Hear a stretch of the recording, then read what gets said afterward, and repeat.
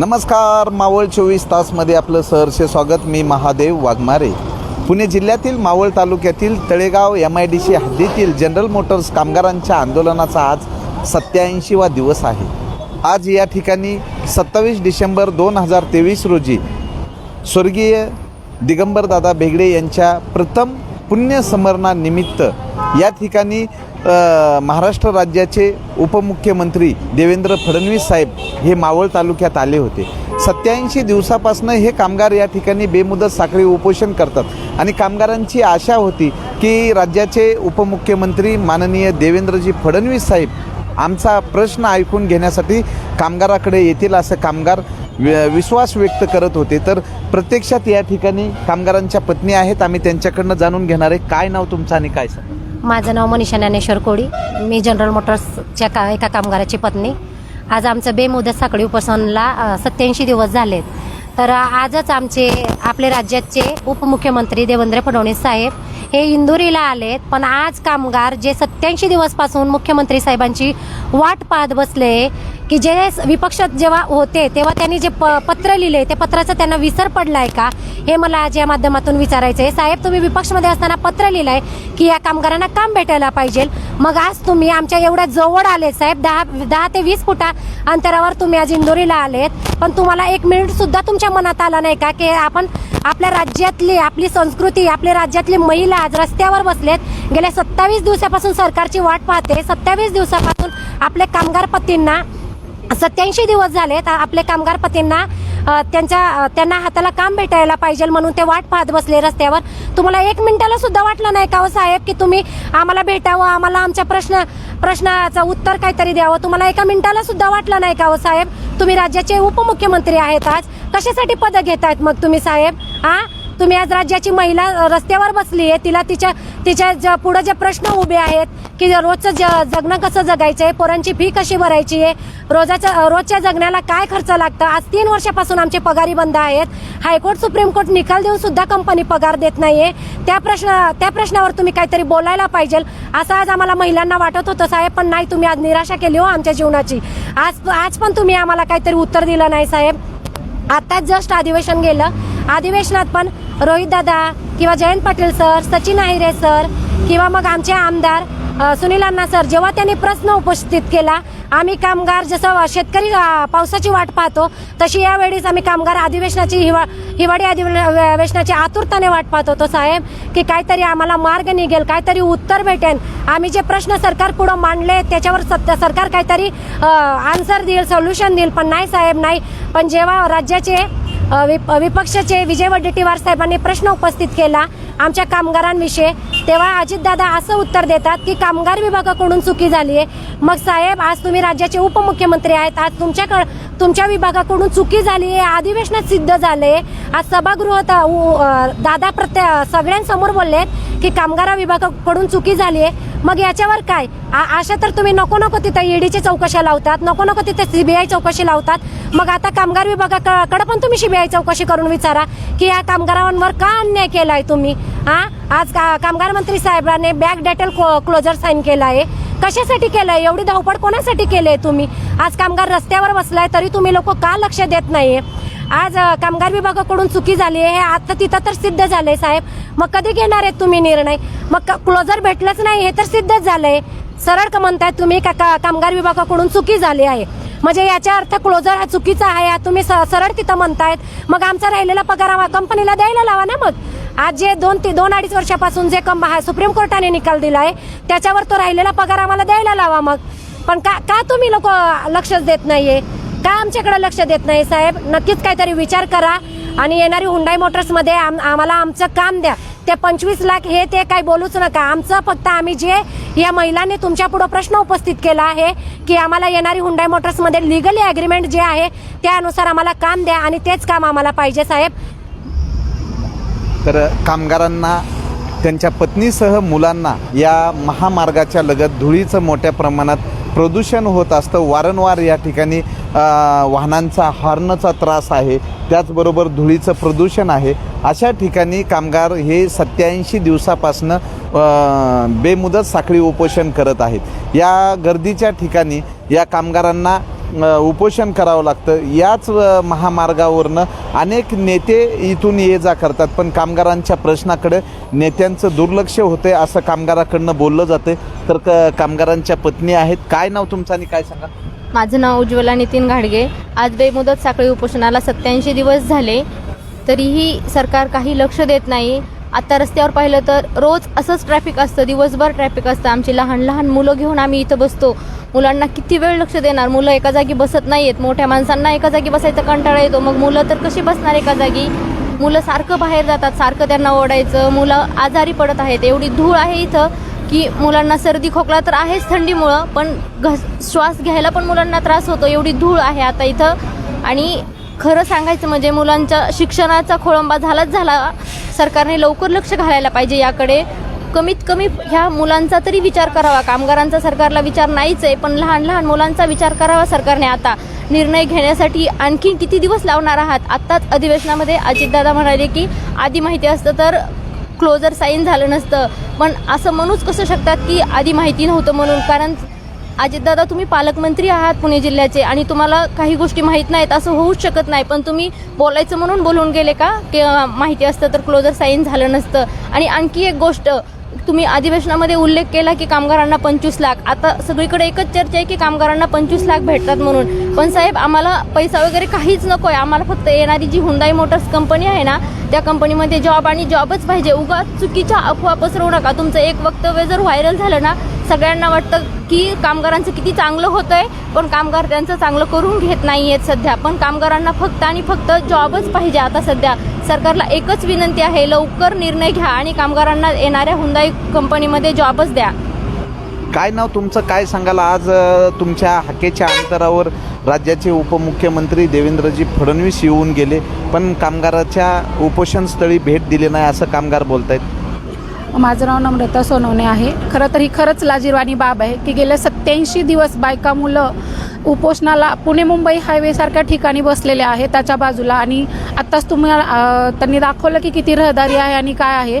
तर खरंच शरमेची बाब आहे की राज्याचे उपमुख्यमंत्री असून आणि पालकमंत्रीसुद्धा स्वतः पुणे जिल्ह्याचे, ते दोघं सोबत होते. ते दोघं असतानासुद्धा ते पुण्यामध्ये येऊन कार्यक्रमाला व्हिजिट करतात, त्यांचे कार्यक्रम करतात. पण त्यांना कुठेसुद्धा त्यांच्या मनाला असं कुठेच जाणीव झाली नाही का की बाबा 87 दिवस झालं बायका आणि मुलं उपोषण करतायत, की आपण त्यांचा कुठेतरी प्रश्न मार्गी लावावा किंवा त्यांना कुठेतरी जाऊन 1-2 सेकंदाची तरी धावती भेट घ्यावी. तिथेच आम्हाला खूप समाधान वाटलं असतं साहेब, तुम्ही जर आम्हाला येऊन भेट दिली असती. पण तुम्ही राज्याचे मुख्यमंत्री म्हणून तुमच्याकडून अपेक्षित होतं, पण तुम्ही ते उपमुख्यमंत्री म्हणून केलं नाही. पण कुठे तर माणुसकीच्या नात्याने तर तुम्ही आम्हाला 87 दिवसानंतर भेटायला आला असतात तर आम्हाला असं वाटलं असतं की आमचा 50% तरी प्रश्न मार्गी लागलेला आहे.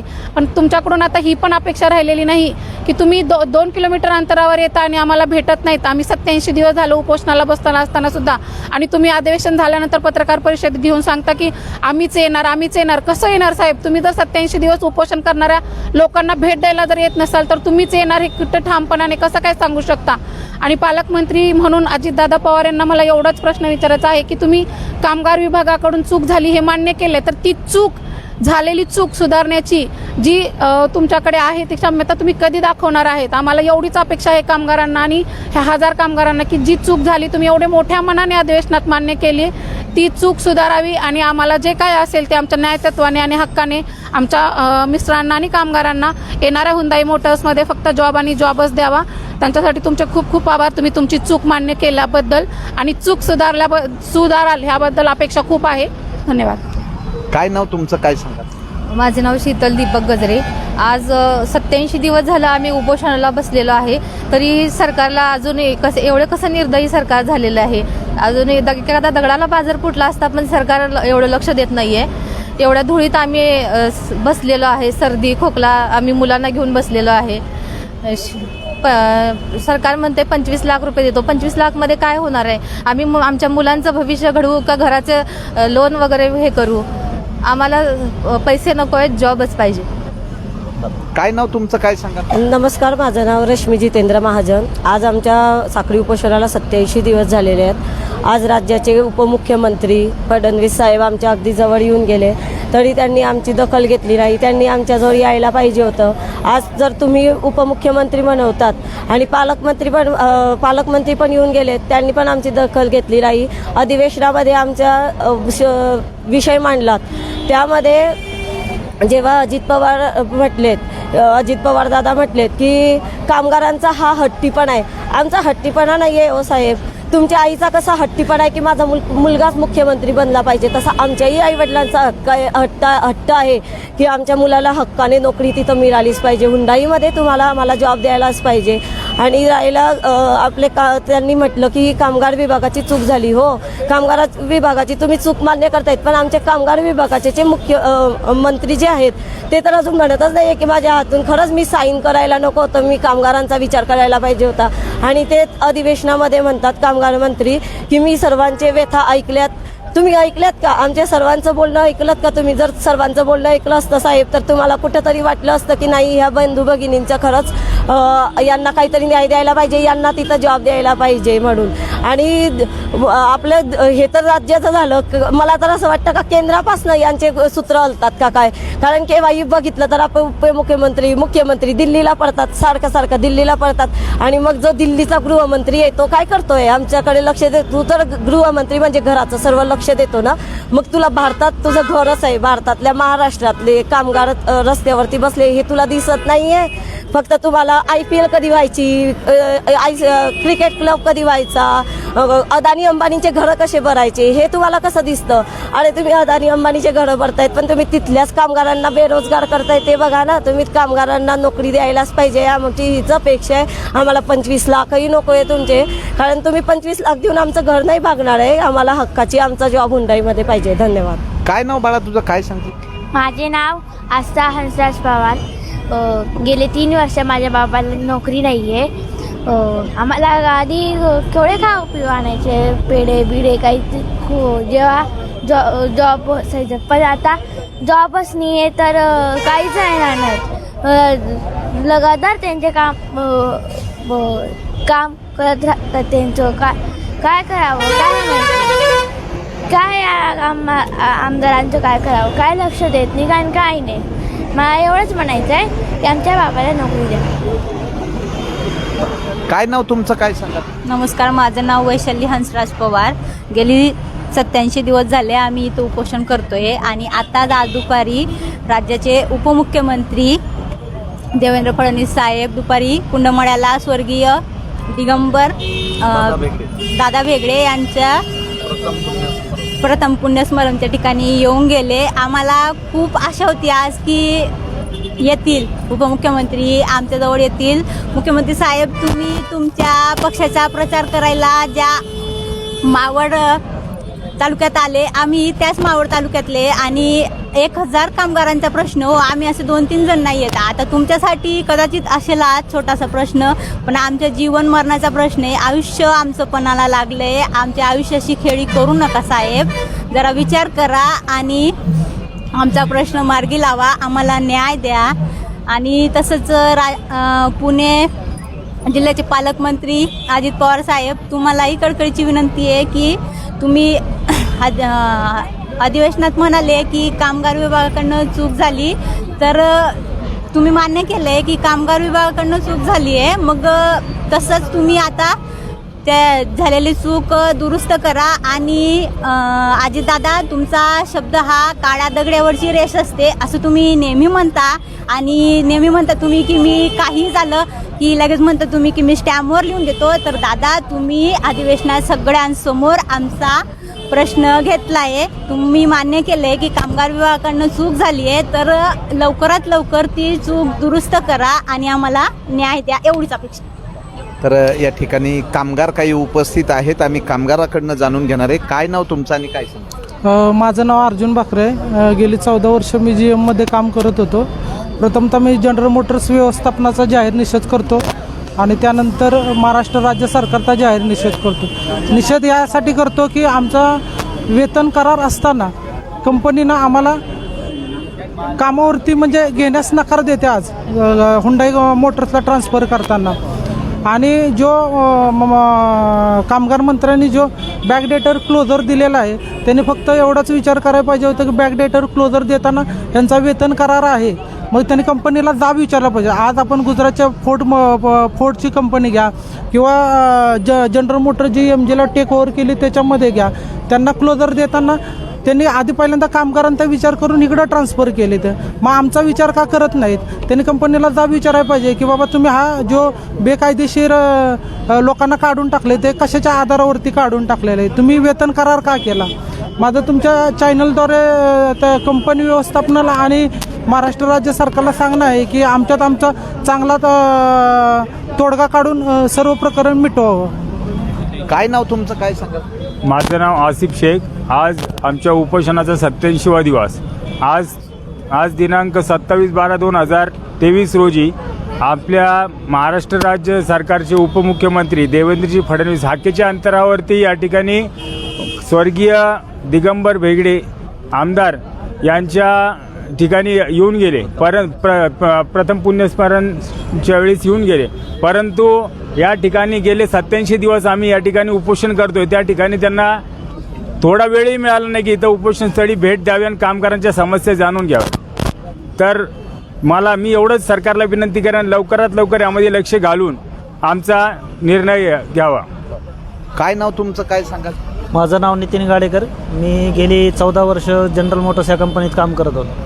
वास्तविक पाहता गेली 3 वर्षापासून आम्ही न्यायालयीन लढा लढतोय. सरकारने मध्यंतरी हस्तक्षेप करून क्लोजरचा रिपोर्ट दिला. आत्ता सध्या सरकारची ह्या कामगारांप्रती काय भूमिका आहे ती त्यांनी स्पष्ट करावी. आम्ही हाकेच्या अंतरावर इथं देवेंद्र फडणवीस येत आहेत आणि त्यांना कामगारांना भेट द्यावी अशी त्यांची इच्छा नाही आहे. एकतर त्यांची भूमिका कामगार विरोधी आहे का हे त्यांनी स्पष्ट करावं, नाहीतर आम्हाला न्याय द्यावा.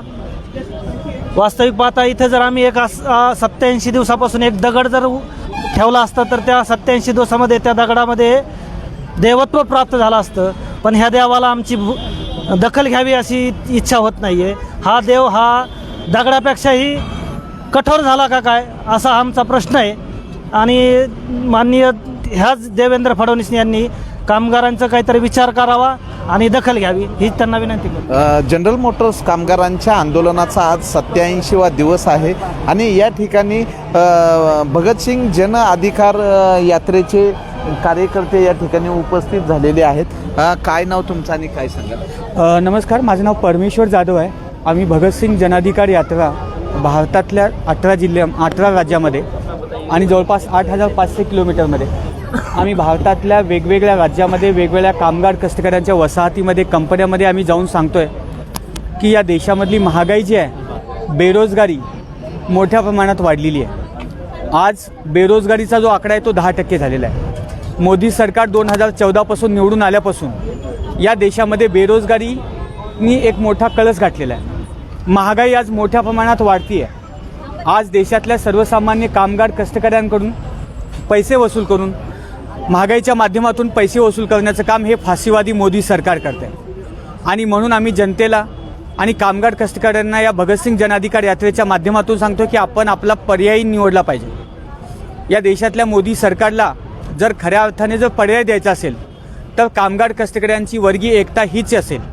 मग ते कशी असेल यासाठी आम्ही काही मागण्या घेऊन येतो आहे.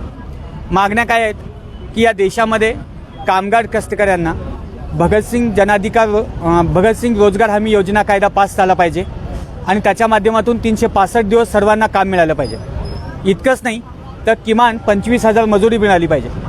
बरं, मोदी साहेब वर्षाला 2 करोड नोकऱ्या देतो म्हणले आणि ह्या मावळ तालुक्यामध्ये जनरल मोटर्स कंपनी आहे. या जनरल मोटर्स कंपनीच्या 1000 कामगारांना 87 दिवस झालं उपोषण करावं लागतं. 3 वर्षापासून त्यांच्या आयुष्यामध्ये कुपोषण सुरू झाले, यावर काय सांगा?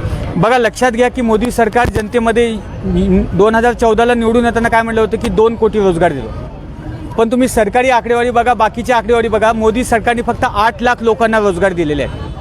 मग हे रोजगार गेले कुठं? इतकंच नाही आहे, मोदी सरकारचे कामगार विरोधी धोरणामुळे आज मोठ्या प्रमाणात बेरोजगारी होत आहे. आणि जनरल मोटर्स कामगारांचा जो आंदोलन चालू आहे, जो संघर्ष चालू आहे, तो संघर्ष या रोजगाराच्या हक्कासाठी चालू आहे. पण हे कामगार कष्टकऱ्यांनी लक्षात ठेवलं पाहिजे की फाशीवादी मोदी सरकार हा मुळातच कामगारांच्या विरोधातला विचार आहे, कामगाराच्या विरोधातला पक्ष आहे. तर आपल्याला संघटित होऊन राज्यामधलं सरकार असू द्या, देशातलं सरकार असू द्या, त्याच्या विरोधामध्ये कामगारांची वर्गीय एकजूट प्रस्थापित करूनच त्यांचा पराभव करून जनरल मोटर्स कामगारांना न्याय मिळाला पाहिजे. तुमची जी ही यात्रा आहे भगतसिंग जन अधिकार यात्रा, ह्या यात्रेसंदर्भात सांगा की हे 10 डिसेंबरला सुरू केलेली आहे, काय ह्याचं नियोजन काय? भगतसिंग जन अधिकार यात्रा कर्नाटकमध्ये 10 डिसेंबरपासून चालू झाली. आज ही पुण्यामध्ये आलेली आहे. कर्नाटक, आंध्र प्रदेश, तेलंगणा, महाराष्ट्र आणि त्याच्यानंतर मध्य प्रदेश अशा एकूण जवळपास 13 राज्यामध्ये भगतसिंग जन अधिकार यात्रा जाणार आहे. 8500 किलोमीटर हे अंतर पार करून जाणार आहे. याच्या मागचा उद्देश काय? याचा मागचा उद्देश आहे की मोदी सरकारची जी महागाई वाढलेली आहे, मोदी सरकारनी इतकीच नाही आहे तर बेरोजगारी आज मोठ्या प्रमाणात वाढलेली आहे. मोदी सरकारने 4 कामगार कायदे करून 4 कामगार बिल आणून या देशातल्या कामगार आणि कष्टकऱ्यांना संघटित करण्याचा हक्कच काढून घेतला गेलेला आहे. आणि याच्याबद्दल कामगारांमध्ये जनजागृती निर्माण व्हावी. इतकंच नाही आहे, या देशातल्या कामगार कष्टकऱ्यांना खोटा शत्रू मुसलमान, पाकिस्तान, लव जिहाद यासारखे नावं ठेवून खऱ्या अर्थाने कामगार कष्टकऱ्यांचे प्रश्न बाजूला सारण्याचं आणि धार्मिक आणि जातीय ताणतणाव वाढवण्याचं काम मोदी सरकारच्या काळामध्ये सर्वाधिक झालेलं आहे. आणि म्हणून जनरल मोटर्स कामगारांना सुद्धा कामगारांच्या आंदोलनाला आम्ही भेट देऊन भगतसिंग जनाधिकार योजनेच्या भगतसिंग जनाधिकार यात्रेच्या संदर्भात माहिती दिली पाहिजे आणि त्यांच्या आंदोलनाला पाठिंबा देऊन मोदी सरकारच्या विरोधात कामगारांच्या हक्कासाठी आपण संघटित झालं पाहिजे, हा संदेश घेऊन इथं आम्ही आलेलो. तर या ठिकाणी भगतसिंग जन अधिकार यात्रा आणि यात्रेमधनं बेरोजगारी, महागाई आणि धार्मिक अशांतता आहे या संदर्भात हे भगतसिंग जन अधिकार यात्रेचे हे कार्यकर्ते आहेत, हे जनजागृती करत आहे ना आज या ठिकाणी आलेले. तर आता तुमचा या ठिकाणी कामगारांच्या ठिकाणी काय तुम्ही भेट दिल्यानंतर काय प्रबोधन वगैरे असणार आहे? हां, आम्ही प्रामुख्याने जनरल मोटर्स कामगाराच्या आंदोलनाला पाठिंबा देऊन या भविष्यकाळामध्ये भगतसिंग जनाधिकार यात्रेमध्ये सहभागी होण्यासंदर्भात आणि जनरल मोटर्स कामगाराचं आंदोलन व्यापक या देशभरातल्या वेगवेगळ्या कामगारांमध्ये कष्ट करणाऱ्यामध्ये घेऊन जाणं हा आमचा मुख्य कार्यक्रम असेल. आणि म्हणून मोदी सरकारचे जे कामगार विरोधी धोरण आहेत त्याचा एक भाग म्हणून जनरल मोटर्स कामगारांना या यातना, उपोषण, बेरोजगारीला सामोरं जावं लागतं आहे. म्हणून आम्ही सर्वसामान्य जनतेमध्ये जनरल मोटर्स कामगारांचं आंदोलन आम्ही घेऊन जातो. मावळ 24 तास प्रतिनिधी महादेव वाघमारे, धन्यवाद. कामगार एकजुटीचा विजय असो. कामगार एकजुटी